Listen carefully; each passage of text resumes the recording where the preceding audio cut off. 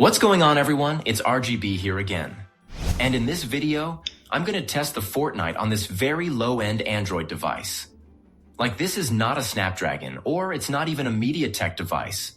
This phone is extremely underpowered, which is powered by the Unisoc T7250 or the T615 processor used in basic entry-level Android devices.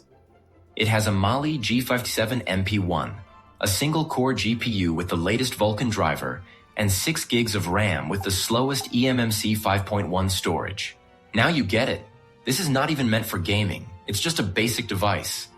So here, I have already installed Fortnite Mobile on it, and if I show you on the Play Store, this game is not compatible with this device based on the specs.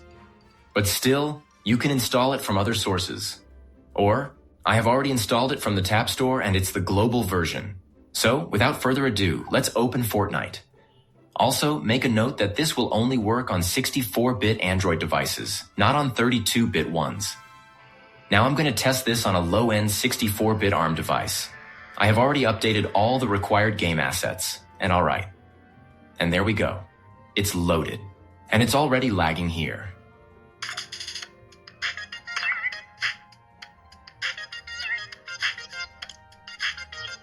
Now let's first go into the settings.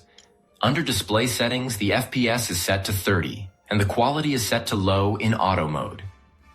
I'll also enable the FPS meter for this test. So let's get into the match.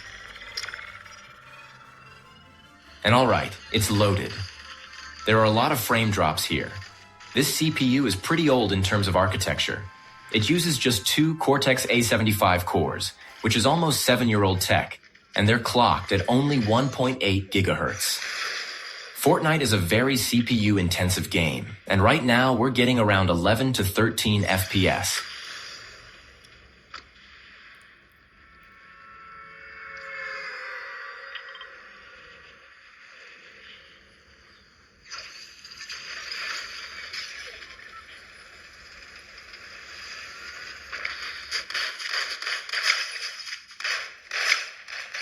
Still, it's technically playable on this phone. On average, we're getting around 19 to 20 FPS, and it's somehow holding up.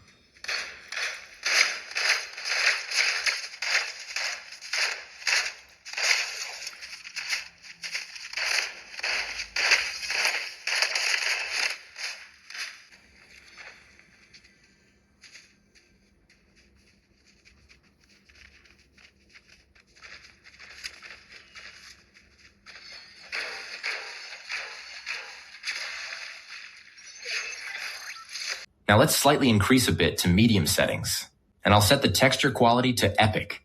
The resolution is locked at 75%. And let's see. Alright, look at the quality now. It does look a bit better, especially the lighting, reflections, and overall detail. Let's get down.